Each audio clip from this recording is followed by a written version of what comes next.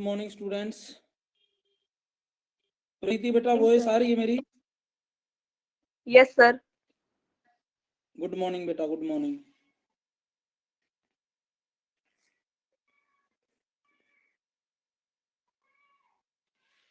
प्रीति, विपिन और बाकी लोग देखिए, इम्पोर्टेंट एमसीक्यूज चल रहे हैं बेटा आप लोगों के लिए, जो आपने शायद पहले कभी देखे होंगे, और कुछ ऐसा भी लगेगा आपको कि ये भी आंसर हो सकता है, ये भी आंसर हो सकता है, तो उस हिसाब से आपके लिए इम्पोर्टेंट है। कुछ ज्यादा बड़े हम वीडियो नहीं बना रहे हैं, लेकिन रोज का अगर एटलीस्ट 10-10 क्वेश्चन करके भी आप सीखेंगे तो बेटा आपके लिए सही रहेगा ये। तो सुमन से बात नहीं हुई क्या आपकी? वो क्यों ज्वाइन नहीं कर रही? सुमन, दीक्षा, मंजू। सुमन मंडे से करेगी ज्वाइन। मंडे से क्या बेटा? कुछ स्पेशल है क्या मंडे से? No sir. फिर रोज की क्लास 10 मिनट की क्लास तो अटेंड कर ही सकते हैं। मैं तो 10 से 15 मिनट के वीडियो ही डाल रहा हूँ ताकि आसानी से देखे भी जा सके और कुछ यूजफुल आप लोगों को चीजें भी मिल जाएं। चलो कोई बात नहीं है।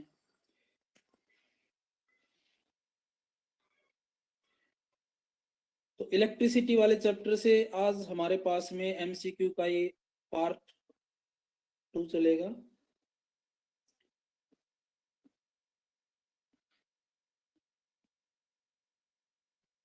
देखिए, मैंने इम्पोर्टेंट क्वेश्चंस जो हैं आपके लिए सेलेक्ट किए हैं,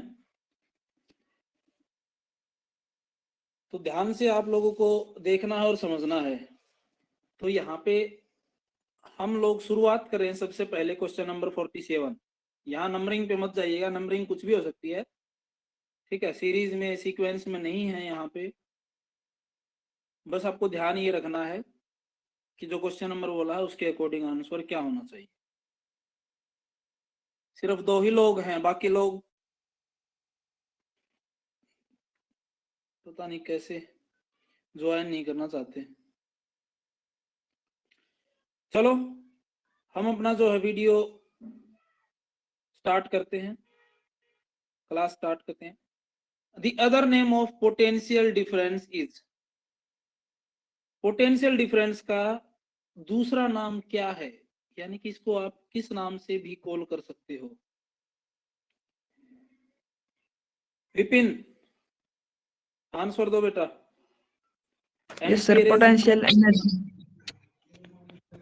वोल्टेज के नाम से, वोल्टेज के नाम से, या पोटेंशियल एनर्जी के नाम से? Potential energy. बेटा रॉन्ग आंसर है। कल आपको 5 या 4 नाम बताए थे मैंने कि पोटेंशियल डिफरेंस को आप इलेक्ट्रिक प्रेशर भी कह सकते हैं, पोटेंशियल डिफरेंस को आप वोल्टेज भी कह सकते हैं, पोटेंशियल डिफरेंस को आप इलेक्ट्रिक पोटेंशियल भी कह सकते हैं। तो पोटेंशियल एनर्जी तो बेटा मैंने नहीं कहा था। प्रीति, कहा था क्या बेटा मैंने? No sir. तो राइट आंसर क्या रहेगा इसका? वोल्टेज। गुड। तो पोटेंशियल डिफरेंस का दूसरा नाम विपिन याद रखिएगा, वोल्टेज, ठीक है। और इन सब की यूनिट क्या होती है? Volt. Clear?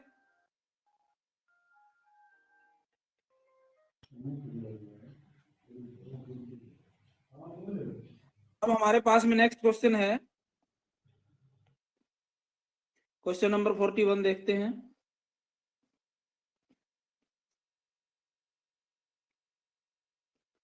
When a 4 ohm resistor is connected across a terminals of 12 volt battery, the number of coulombs passing through the resistor per second is, मतलब 1 सेकंड में कितने कूलम्ब चार्ज, ठीक है, उस रेजिस्टर से पास होगा।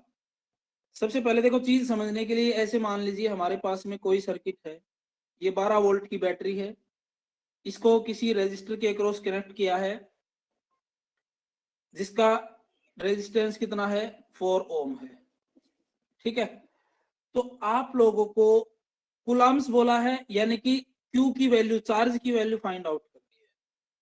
तो सबसे पहले आपको क्या करना है, ऐसे सर्किट डिजाइन कर लेना है, फिर उसके अंदर करंट की वैल्यू फाइंड आउट कीजिए, कितना करंट फ्लो हो रहा होगा ओम्स लॉ यूज करके। ठीक है, तो यहाँ से आप ओम्स लॉ अप्लाई करेंगे तो आई की वैल्यू क्या निकल के आ जाएगी, V by R, that is 12/4, कितना मिला 3 एम्पियर। ठीक है, करंट की वैल्यू आ गई 3 एम्पियर। ठीक है, आपको क्या क्या दे रखा है, अब मैं यहां लिख लेता हूं, याद रखिएगा 3 एम्पियर करंट आ गया, 3 एम्पियर। ठीक है, आपको टाइम दे रखा है कि 1 सेकंड में कितना कूलम्ब चार्ज पास हो रहा होगा। ठीक है, तो अब वो फॉर्मूला लगाओ बेटा इस पे कि चार्ज, करंट और टाइम, कल भी आपको फॉर्मूला बताया था। ठीक है, फॉर्मूला क्या था, I is equal to Q by T. तो चार्ज की वैल्यू निकालनी है आपको, तो इस टी को इधर मल्टीप्लाई कर दो, तो क्या बन जाएगा, मैं यहाँ पे डायरेक्ट मल्टीप्लाई करके लिखता हूं, तो हमारे पास में चार्ज की वैल्यू बन जाएगी I इंटू टी। तो I आपने निकाल लिया है 3 एम्पियर, टाइम पूछा गया है कि 1 सेकंड में, तो आपके पास में कितना हो जाएगा 3 इंटू 1 3, और इसकी यूनिट आप कैपिटल सी लिख दीजिएगा 3 कूलम्ब। तो इसमें राइट आंसर आप देख सकते हैं, that is answer B will be right answer. तो बेटा विपिन और प्रीति कोई डाउट इस न्यूमेरिकल में आपको? No sir. No sir. Very good. चलिए अब next,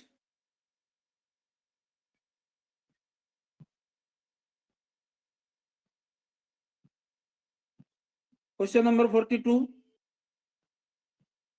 the device used for measuring potential difference is known as, यानी कि जो इंस्ट्रूमेंट या फिर डिवाइस या यंत्र को बोलो आप, जो भी आपको बोलना है, यूज किया जाता है पोटेंशियल डिफरेंस या वोल्टेज या इलेक्ट्रिक पोटेंशियल को मेजर करने के लिए, उसका नाम आपको बताना है। तो 4 ऑप्शन है आपके पास में कि उस पोटेंशियोमीटर कहते हैं, या एमीटर कहते हैं, या गैल्वेनोमीटर, या वोल्टमीटर। विपिन आंसर दो बेटा जल्दी, वोल्ट मीटर। इनसे कौन सा ऑप्शन सही होगा? Volt meter. Very good, voltmeter is the right answer. चलिए 1 सेकंड होल्ड करना भाई।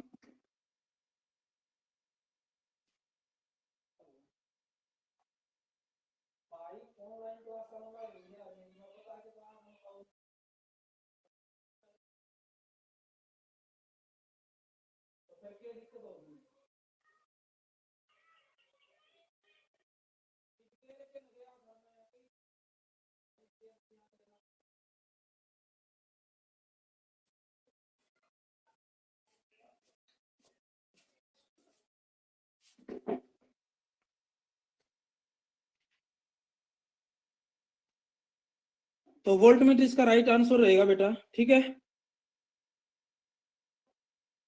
नेक्स्ट देखिए,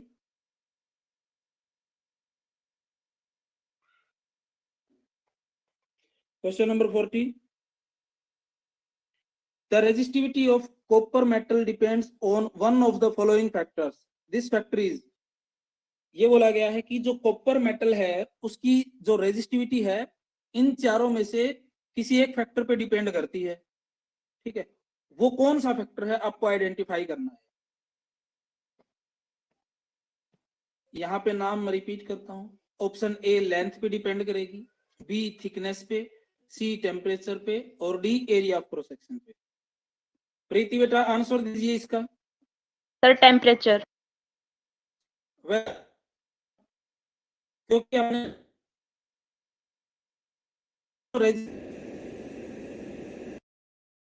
उसका फॉर्मूला, लेकिन ये फॉर्मूला ठीक यहाँ, ठीक है ना, क्योंकि ये जो रेजिस्टिविटी टर्म है ये एरिया पे, लेंथ पे, ये सिर्फ मटेरियल ऑफ नेचर और टेम्परेचर।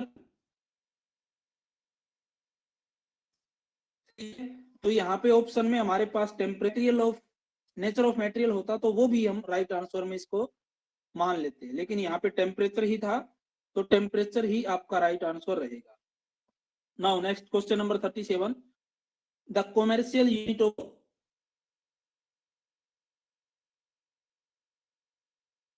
कट कर आ रही है।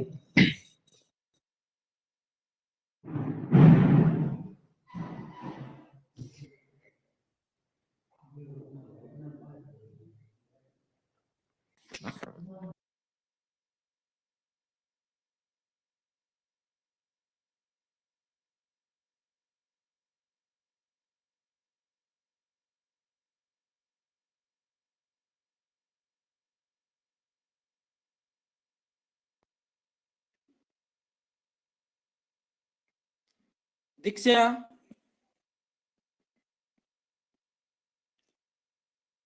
अरे मेरी वॉइस आ रही है क्या सभी को? Yes, sir. Yes sir. Himanshu, आवाज नहीं आ रही?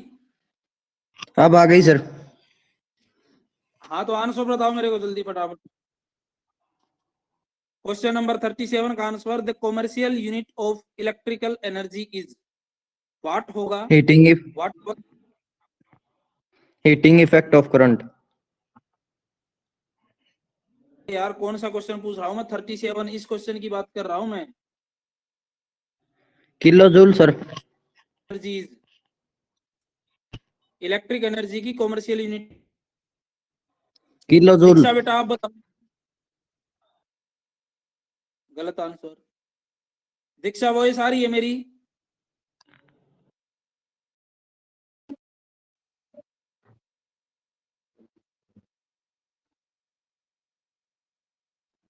राइट तो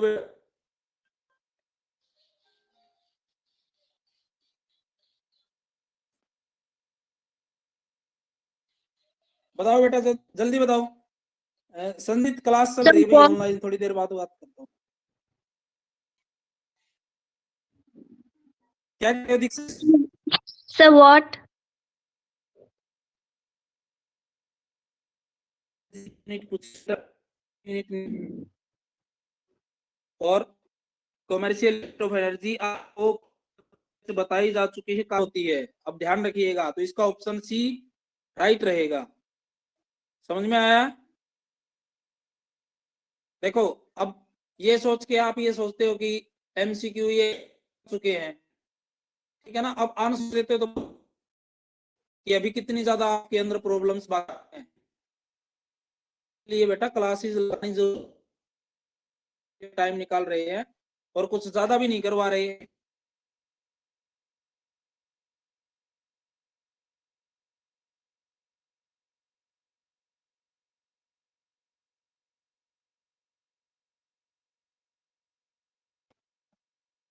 एनर्जी रहेगी आपके पास में kilowatt hour.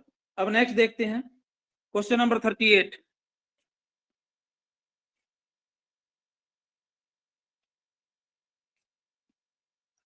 An electric fuse works on the, दिए गए ऑप्शन में से chemical effect of current, magnetic effect of current, lightning effect of current और हीटिंग इफेक्ट ऑफ करंट। प्रीति बताओ बेटा, आंसर बताओ इसका क्या रहेगा? Sir, heating effect of current. Very good answer. क्योंकि देखिए, फ्यूज में केमिकल से रिलेटेड तो हमें कुछ ऐसा दिखाई नहीं देता। मैग्नेटिक इफेक्ट वहां पे होगा जरूर, लेकिन फ्यूज पे काम करने के लिए, फ्यूज के मतलब ऑपरेशन के लिए मैग्नेटिक इफेक्ट कोई वो मायने नहीं रखता कि मैग्नेटिक इफेक्ट ज्यादा होगा तो फ्यूज ब्लोन हो जाएगा, फ्यूज जो है करप्ट हो जाएगा, ऐसा कुछ नहीं है। फ्यूज का बेसिक फंडा है कि वो हीटिंग इफेक्ट पे काम करता है, कि जैसे ही ज्यादा हीट जनरेट हो जाएगी करंट फ्लो होने की वजह से, फ्यूज आपका बीच में से ब्रेक हो जाएगा। तो आपका राइट आंसर डी रहेगा कि फ्यूज जो है हीटिंग इफेक्ट ऑफ करंट पे काम करता है। ठीक है, तो ये आंसर आप याद रखिएगा। नेक्स्ट क्वेश्चन पे हम चलते हैं।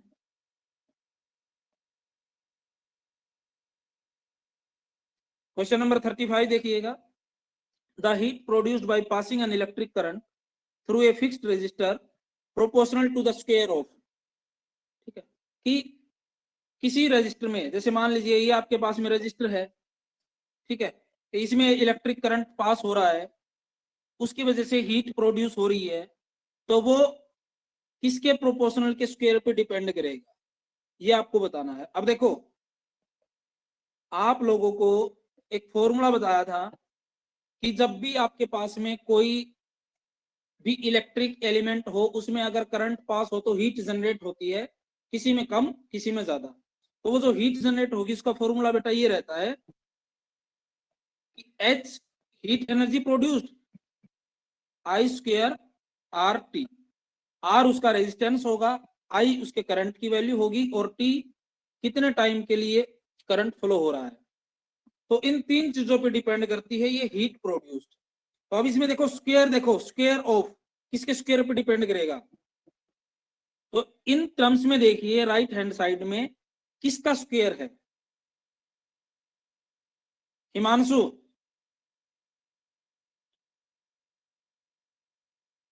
Himanshu, temperature of the register. यहाँ टेम्परेचर की तो बात ही नहीं चल रही है बेटा, कहाँ खो रहे हो? मतलब जो पढ़ा रहा हूं उसकी तरफ ध्यान है कि नहीं है? हैं? मैं आपको हीट एनर्जी का फॉर्मूला लिख के बता दिया मैंने कि ये आपके पास में इंपॉर्टेंट फैक्टर्स हैं जिनके ऊपर हीट एनर्जी डिपेंड करती है।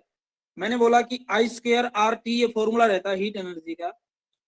तो आई करंट हो गया, आर उस वायर का, उस कंडक्टर का रेजिस्टेंस हो गया, टी टाइम हो गया जितने टाइम के लिए करंट फ्लो कर रहा है।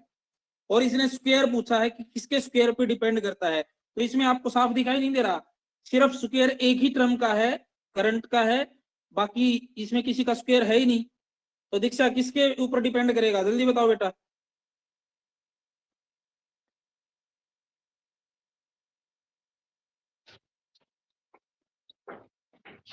बोलो बोलो। Sir, magnitude of current. Very good, magnitude of current. Current पे डिपेंड करेगा क्योंकि यहाँ पे स्क्वायर ऑफ आगे ये लाइन ऐड करेंगे ना इसके अंदर, तो वही चीज बनेगी, square of magnitude of current, that is I square वाली टर्म पे डिपेंड करेगा। क्योंकि बाकी इन चार के अंदर आर का स्क्वायर नहीं था, ना टाइम का स्क्वायर था।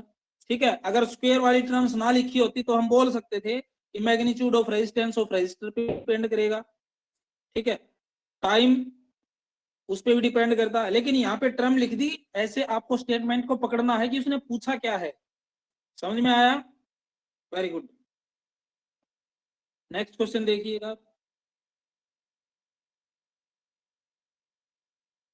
If current flowing through a fixed resistor is half. ठीक है, मतलब करंट जो फ्लो हो रहा है ना बेटा उसको आधा कर दिया जाए। यानी कि पहले करंट मान लो आई फ्लो हो रहा था, अब उसको आई बाई टू कर दिया, हाफ कर दिया गया, तो heat produced in it will become. तो उसमें जो हीट फ्लो हो रही ना वो कितनी हो जाएगी? डबल हो जाएगी, हाफ हो जाएगी, वन फोर्थ हो जाएगी, या 4 टाइम्स हो जाएगी। जैसे अभी मैंने एक फॉर्मूला लिखा था, उसी के बेसिस पे मैं आपको दिखाता हूँ कि अगर मान लो किसी वायर में करंट आई फ्लो कर रहा है तो उसमें हीट कितनी प्रोड्यूस होगी, जिसका रेजिस्टेंस आर है और टी टाइम के लिए फ्लो कर रही है, तो इतनी हो जाएगी। क्लियर?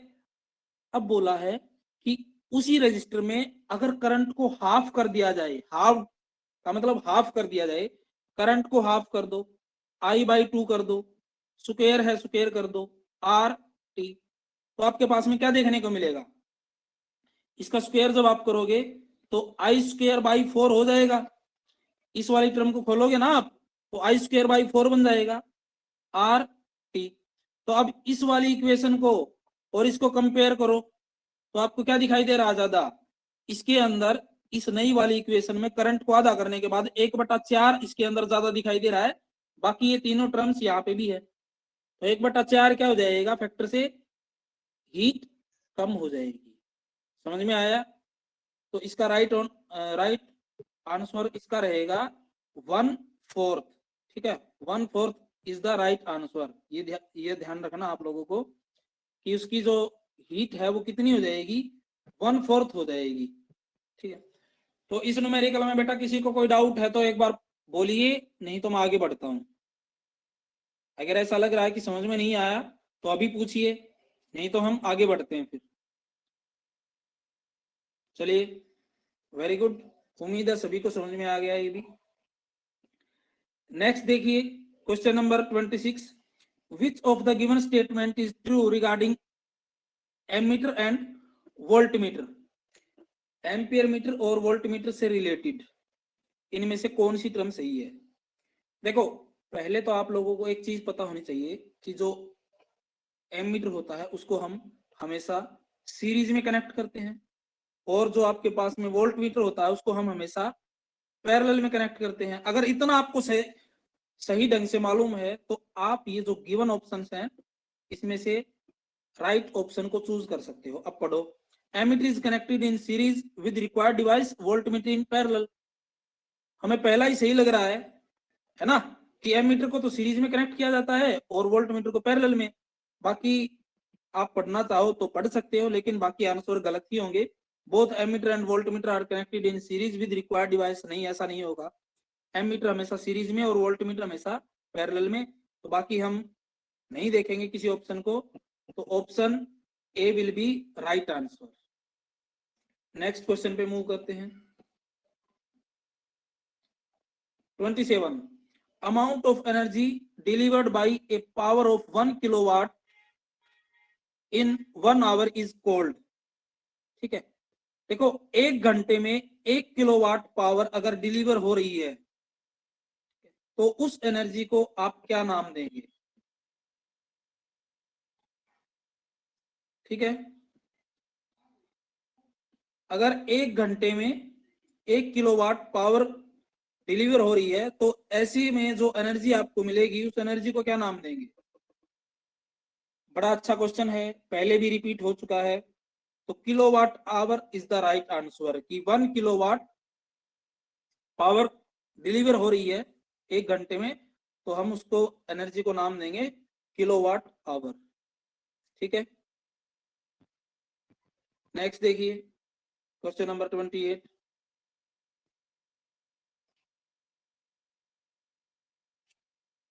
ऐसा unit of joule per coulomb is equal to. देखो ये फॉर्मूला पहले पहचानिए, ये किसका फॉर्मूला है? Joule per coulomb. अगर आपको ध्यान हो, पोटेंशियल डिफरेंस का फॉर्मूला लिखते थे work done upon charge. Work done की यूनिट क्या? जूल, और चार्ज की यूनिट क्या? कूलम। इसको अगर तुम रीअरेंज करके लिखोगे तो क्या बना? Joule per coulomb. ऐसे सी ऊपर चला जाएगा माइनस पावर होकर के। तो अब देखो किसका फॉर्मूला है ये, इसमें से किसके इक्वल है? वोल्ट के, न्यूटन लॉ के, पास्कल, ओमेगा। दीक्षा बताइए बेटा जल्दी। Sir volt. वेरी गुड बेटा, ठीक है, क्योंकि ये जो V है, V का मतलब वोल्ट डिफरेंस ही है, इलेक्ट्रिक प्रेशर भी है। ठीक है, तो ये चीज आप ध्यान रखिएगा। तो इन चारों में से जो राइट आंसर रहेगा दैट विल बी, ये वोल्ट को रिप्रेजेंट करेगा। किसको रिप्रेजेंट करेगा? वोल्ट को। चलो फटाफट से नेक्स्ट क्वेश्चन देखिए।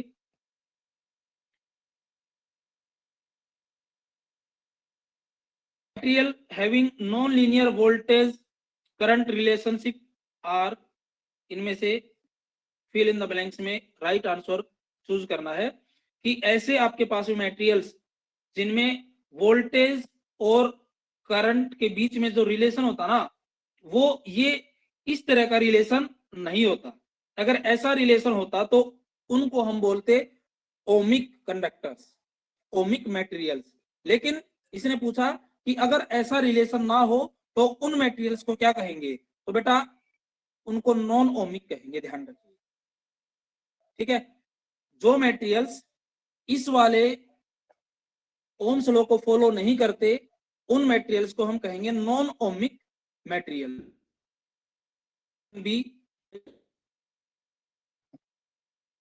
नेक्स्ट देखिए, देखो आज के लिए एमसीक्यूज हमारे पूरे हो चुके हैं और उम्मीद है आप लोगों को कुछ इंपॉर्टेंट जानकारी जरूर मिली होगी। फिर भी अगर कोई आपको डाउट लगे तो रिकॉर्डिंग वीडियो आप दोबारा से देखिए और हमसे पूछ लीजिएगा। Thanks for watching. अभी कोई किसी को डाउट है अभी के लिए तो 1 मिनट के लिए मैं यहाँ पे हूँ, आप पूछ सकते हैं। ठीक है, अदरवाइज आप थोड़ी देर बाद वीडियो जो है रिकॉर्ड होकर के अपलोड हो जाएगा टीचमेंट पे, और वहां से मैं लिंक दूंगा थोड़ी देर में, आप एक बार दोबारा से रिवीजन तौर पे उसको देख सकते हैं। किसी को कोई डाउट है, पूछना है तो बेटा पूछिए, नहीं तो फिर मैं एग्जिट करता हूं अब यहाँ से, बाकी एमसीक्यूज हम कल करेंगे।